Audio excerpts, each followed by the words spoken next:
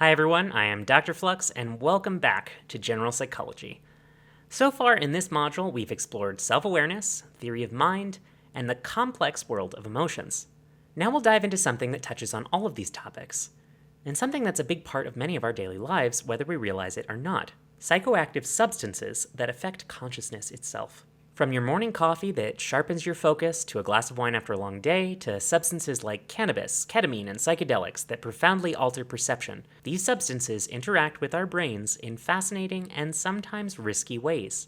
In today's lecture, we'll explore how different substances work on the molecular and cellular level, as well as how they shape our thoughts, emotions, and behaviors. We'll also take a look at some broader implications this has for society. But before we dive in, let's do a bit of a review from Lecture 7.2. The constructed theory of human emotion: A, prioritizes the role of cognitive appraisal in emotion. B, has a two-factor process. C, states that emotions are built by combining biology, learning, and context. Or D, identifies 6 basic emotions. If you answered C, you've got it. Lisa Feldman Barrett's constructed theory of human emotion defines emotions as social constructions that combine biology, learning, and context. Let's do another one. Basic emotion theory states that emotions are A, different from culture to culture, B, determined via cognitive appraisal, C, constant across cultures, or D, only felt by basic people. The answer here is C. Paul Ekman's basic emotion theory hypothesizes that there are several basic emotions that are core to the human experience and are constant across all cultures. Let's dive into today's topic. Psychoactive substances are chemicals that affect consciousness. They change the way we think, feel, and behave. From caffeine to alcohol to psychedelics, these substances interact with our brains in powerful ways. But it's not always so straightforward. As we explore different substances today, keep in mind that they don't always fit neatly into a single box. Even the cellular and molecular mechanisms that we'll be discussing are major simplifications of what is likely really going on in our brains. Here's how today's lecture is going to flow. We'll start with the science: how substances affect the brain at the molecular, cellular, and neural circuitry level. This is where we'll explore a few basic neuropharmacology principles that will be important to our discussion. Then we'll explore several categories of psychoactive substances. This will include sedatives and hypnotics, like Xanax, alcohol, and Ambien. We'll take a look at opioid analgesics, which mimic the effects of endorphins in the body, including substances like OxyContin and heroin. We'll take a look at stimulants that elevate our arousal, like caffeine and amphetamines.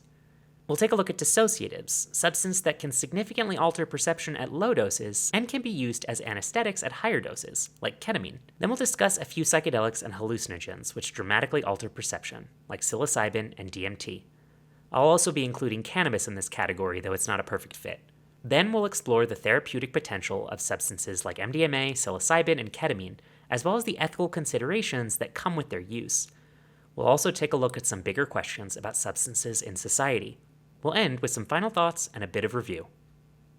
With our roadmap in hand, let's get into the science: how these substances interact with the brain at a molecular level. We've covered some aspects of this in Module 5 when we discussed the biological basis of psychology, but we'll be taking an even deeper look in this lecture. The brain uses neurotransmitters to transform the electrical signals from neurons into something that can jump from neuron to neuron across a synapse. These neurotransmitters allow for specialization in the types of messages that are communicated when it comes to the impact on the next neuron in a circuit.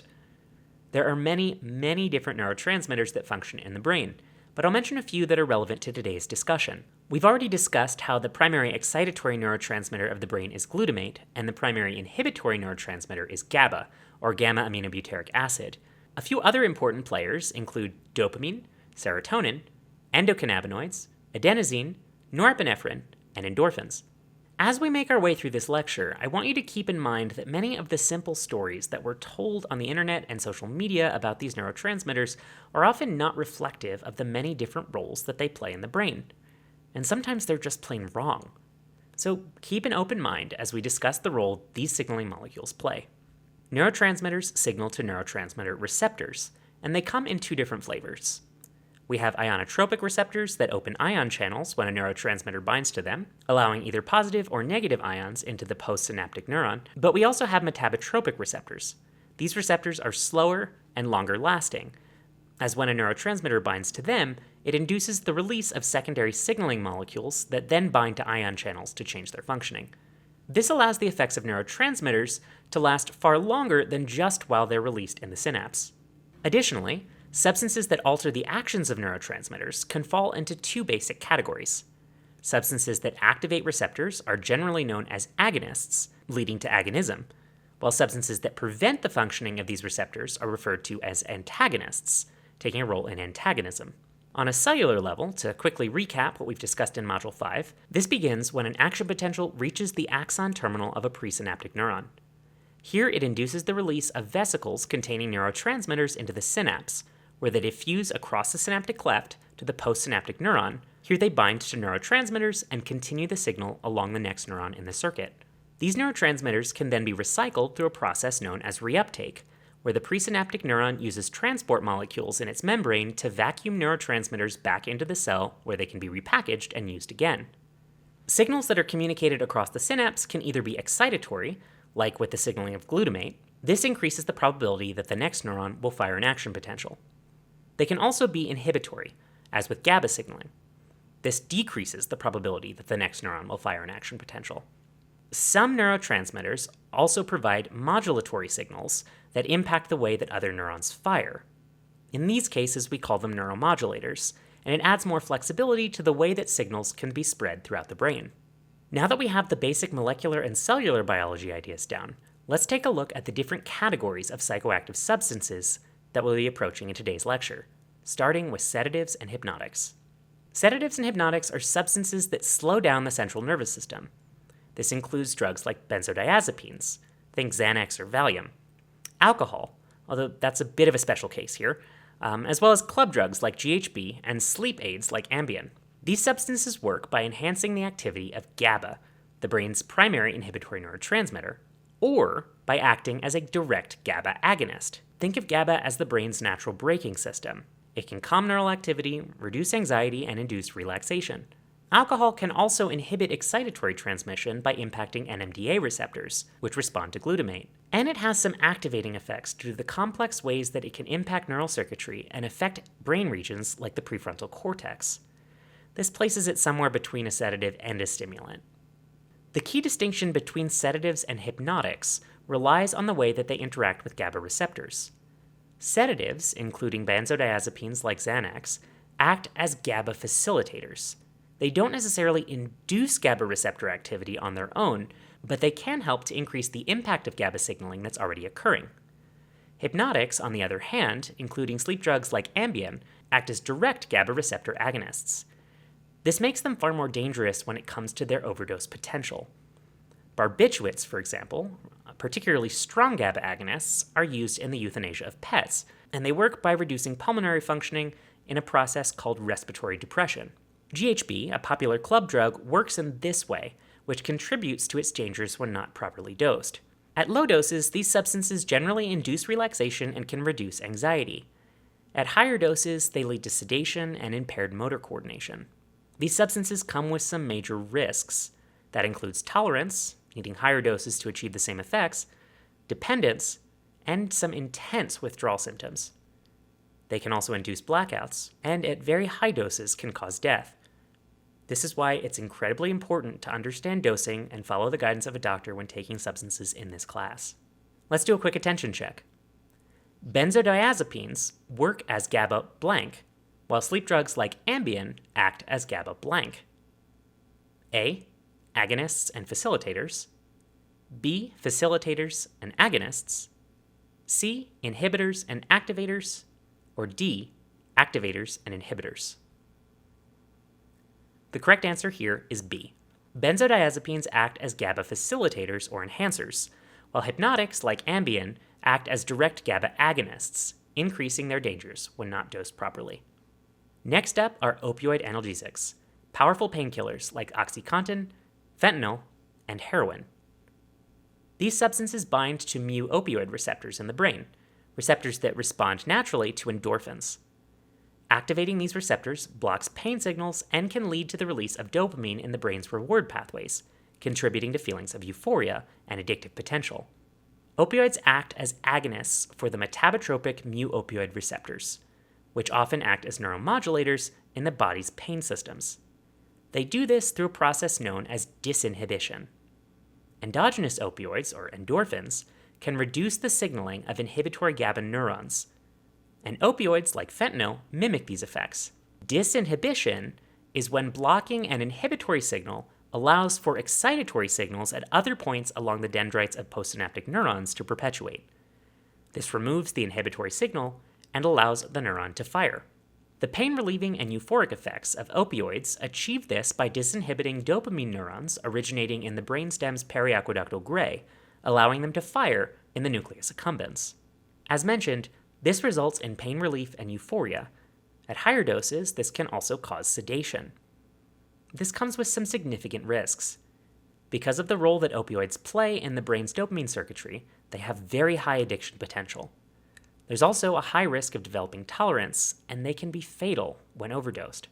Opioids can lead to respiratory depression and death in a similar way to hypnotics, which has been one of the most challenging impacts of our modern opioid crisis. Let's switch gears and discuss activating substances, stimulants. This category contains several different substances that work in some very different ways. It includes caffeine, cocaine, and amphetamines. These substances work through several different mechanisms. So let's take a look at caffeine first. Caffeine works as an antagonist for adenosine receptors. Adenosine is an odd kind of neuromodulator. It's a molecule that builds up as we expend energy during the day. As it increases, it decreases the firing rates of excitatory neurons, until finally promoting winding down and sleep. Caffeine acts as an antagonist for adenosine receptors, which leads to its stimulating effects, preventing fatigue and promoting arousal. Other stimulants, like cocaine and amphetamines, including methamphetamine, work in different ways and on different neurotransmitter systems, particularly dopamine and norepinephrine. Cocaine acts on dopamine transporters, the molecules that recycle dopamine in the synapse. It blocks the dopamine transporter, resulting in dopamine staying in the synapse longer, driving extended stimulatory effects. Amphetamines, on the other hand, like Adderall and meth, act by reversing the effects of the dopamine transporter and breaking apart storage vesicles.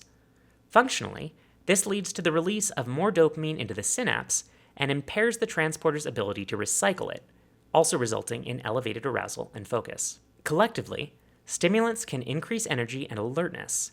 They can improve focus and even elevate mood, but they come with some serious risks as well.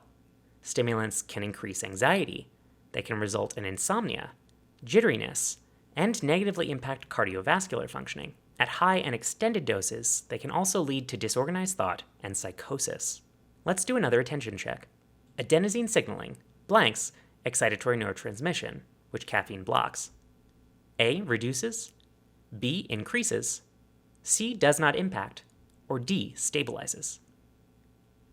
If you chose A, you've got it. Adenosine signaling reduces excitatory neurotransmission. As adenosine builds up in the brain throughout the day, it decreases glutamate signaling and steadily lowers arousal until it's time for sleep. Caffeine blocks this process, contributing to its stimulatory effects. Now let's explore substances that do something a little different. Dissociative drugs. These substances don't just alter your energy or mood, they change your entire perception of reality, creating a sense of detachment from yourself and from the world around you. Let's dive into dissociatives and how they affect consciousness. This class of substances includes drugs like ketamine, PCP, and even dextromethorphan, an ingredient common in cough syrup. These substances create a sense of detachment from the world around you. They can make you feel like you're watching yourself from the outside, or like the world around you isn't real. These substances work by blocking NMDA receptors in the brain, which respond to glutamate. This decreases excitatory neurotransmission and results in a global increase in inhibition in the brain. Glutamate is essential for processes like learning, memory, and sensory perception. When you disrupt this system, it alters how your brain processes information, leading to the sensation of dissociation. Additionally, ketamine may drive neuroplasticity by increasing levels of a substance known as brain-derived neurotrophic factor, or BDNF. Low levels of dissociative drugs may lead to disinhibition of dopamine neurons, similar to how we discussed the role of endorphins when we talked about opioid analgesics. These mechanisms result in experiences like detachment and derealization. Low doses often promote euphoria and relaxation, but higher doses result in dissociation, usually what people mean when they discuss being in a K-hole. Very high doses can also be used as anesthetics. Chronic use can lead to cognitive impairment, impaired motor functioning, and serious bladder issues. Additionally, frequent use can also negatively impact the heart and cardiovascular functioning. This is one of the factors that contributed to Matthew Perry's death in October of 2023. Now that we've explored substances that detach us from reality, let's dive into substances that expand our perception of it: psychedelics and hallucinogens. These substances don't just alter how we process information, they completely change how we understand ourselves, others, and the world around us. Psychedelics and hallucinogens have been used for thousands of years in spiritual and cultural rituals, and today they're the forefront of new therapeutic research. From psilocybin and LSD to DMT and cannabis, these substances have the power to transform perception, challenge our sense of self, and even offer profound personal insights. Classical psychedelics, like psilocybin and LSD, work by stimulating the serotonin 5-HT2A receptors in the brain. These receptors play a big role in mood, cognition, and perception, and when psychedelics interact with them, they can create profound shifts in consciousness. These receptors facilitate neuromodulatory effects of serotonin and can be found across much of the brain, resulting in complex effects on consciousness. One of the broader ways that these signaling effects impacts the brain is by disrupting the default mode network, or DMN. The DMN is responsible for self-referential thinking, basically the mental chatter that defines our sense of self or ego. When psychedelics disrupt this network, it can lead to ego dissolution, the feeling of losing the boundaries between yourself and the world. This can be incredibly profound, or for some, incredibly unsettling. While not often thought of as a psychedelic, cannabis has hallucinogenic properties, especially in high doses. Cannabis interacts with the endocannabinoid system, particularly acting as an agonist for CB1 receptors in the brain. This has a wide range of effects on neuronal transmission, with one of the primary mechanisms involving a process known as disfacilitation. Similar to but opposite from disinhibition, disfacilitation occurs when excitatory neurotransmission is reduced, resulting in increasing the impact of inhibitory signals along the dendrites of the postsynaptic neuron. This ends up in reducing signaling in other areas of the brain. These complex mechanisms result in extreme alterations and often perceived expansions of perception. This can include visual and auditory hallucinations, an altered perception of time and space, as well as that ego dissolution that I mentioned, which can come from impacting the default mode network. These effects contribute to the therapeutic potential of these substances, but can also come with significant risk. Bad trips, or anxious, fearful, and aversive experiences that occur when under the influence of a psychedelic, can have incredibly negative impacts on general well-being. These substances can also trigger latent mental health issues like psychosis. This is a known issue with psychedelics and has been emerging increasingly in the cannabis world, where higher potency cannabis strains have been driving some increases in psychotic experiences among users. Also, in rare cases, psychedelic use can result in a condition known as hallucinogen persisting perception disorder, where individuals experience perceptual disturbances even after the substances have completely cleared their system. Because of these risks, intention and oversight are incredibly important when engaging with psychedelics. The concepts of set and setting are crucial, as your mindset going into an experience and your environment can significantly shape how things unfold. Using psychedelics with someone who remains sober is critical so that that person is present to provide support if things get challenging. And it's important to avoid psychedelics if you have a personal or family history of significant mental health issues. While psychedelics have been used recreationally and spiritually for thousands of years, there's a growing body of research exploring their therapeutic potential. Cannabis has been legalized for medical use in many states in the United States and has demonstrated potential to assist with conditions like anxiety and PTSD, though it can also exacerbate these conditions in some circumstances, so attention is necessary.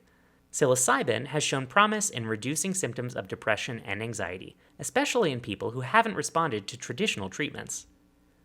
MDMA-assisted therapy is being used in clinical trials to treat PTSD by helping patients feel more emotionally open and connected during therapy sessions. And ketamine has rapid-acting antidepressant effects, which are thought to be due to its ability to promote neuroplasticity in the brain. It's important to remember that while the therapeutic potential of psychedelics is exciting, it doesn't eliminate the risks of misuse or exploitation, especially in unregulated spaces. These substances have tremendous possibilities when it comes to facilitating growth and change, but they can also be used to enable manipulation and abuse. We need to be incredibly thoughtful as we continue to advance our understanding of this amazing therapeutic potential. As society's perspectives on substances remain in flux, it's critical to think about the broader implications that these discussions have on drug policy and medicine. First, let's take a look at legalization approaches. Around the world, we see vastly different legal frameworks for substances, from strict prohibition to full decriminalization. Cannabis has seen widespread legalization for both medical and recreational use, while psychedelics are now entering clinical trials and gaining recognition for their therapeutic potential. But these shifts raise ethical and regulatory questions. Where do we draw the line between medicine and recreation? And how do we mitigate the risks? Next is the ongoing opioid crisis. Despite advances in medicine, opioid overdoses remain a major public health issue. The crisis was fueled by aggressive pharmaceutical marketing, overprescription, and later a shift to more dangerous synthetic opioids like fentanyl. This crisis forces us to rethink how we regulate prescription drugs and address addiction as a public health challenge rather than just a criminal issue. This leads us to harm reduction. Rather than focusing solely on punishment, harm reduction approaches like supervised injection sites, naloxone distribution, and medication-assisted treatment aim to minimize the risks of drug use. These strategies recognize that people will continue to use substances, and the goal is to keep them safer while providing pathways to treatment. Finally, all of this has been leading to deeper philosophical shifts in medicine broadly. The way we view drugs, health, and consciousness is evolving.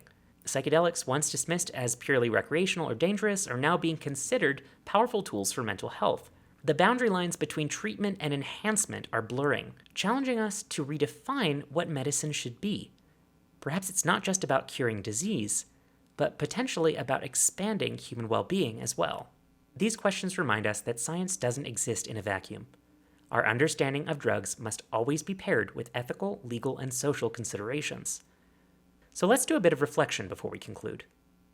How does this dive into the complex biology of substances impact your own thoughts on the role they play in society? Does this motivate you to consider some of the related ethical issues differently? How would you approach making regulatory policy decisions for substance use? We've covered a lot of ground here today. We began by discussing the biological mechanisms that psychoactive substances use to impact the brain and our broader functioning. We saw how there are many different ways that these substances can impact the neurotransmission that drives neural circuits. We then characterized several different classes of substances, including sedatives and hypnotics, opioid analgesics, stimulants, dissociatives, and psychedelics and hallucinogens.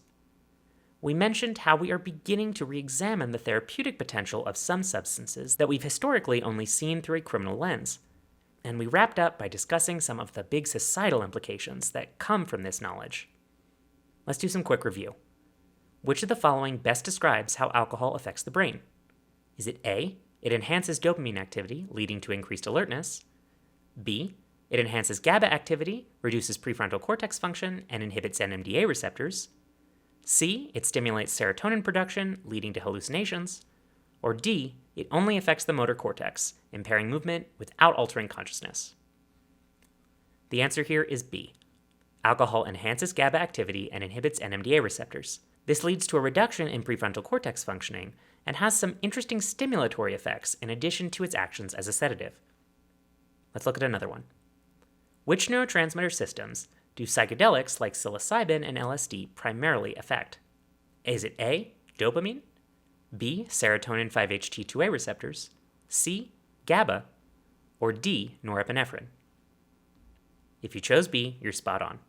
Classical psychedelics like psilocybin and LSD seem to primarily induce their perception-expanding effects via agonism of the 5-HT2A serotonin receptor. As we wrap up, I want to leave you with this thought. Substances are complex tools. They can enhance our understanding of ourselves, offer new perspectives, and even promote healing. But they can also lead to challenges, addiction, and harm if used recklessly. Understanding the impact of substances requires a mix of biology, psychology, and societal factors. Psychoactive effects are challenging to model and can often be looked at through multiple lenses. As you continue to reflect on these substances after this lecture, both scientifically and personally, it's important to approach this topic with curiosity, awareness, and a deep respect for what they can do to the human body. Thanks for joining me on this journey through how substances can alter the mind. As always, stay curious, stay resilient, and above all, live life in flux. I'll see you in the next module.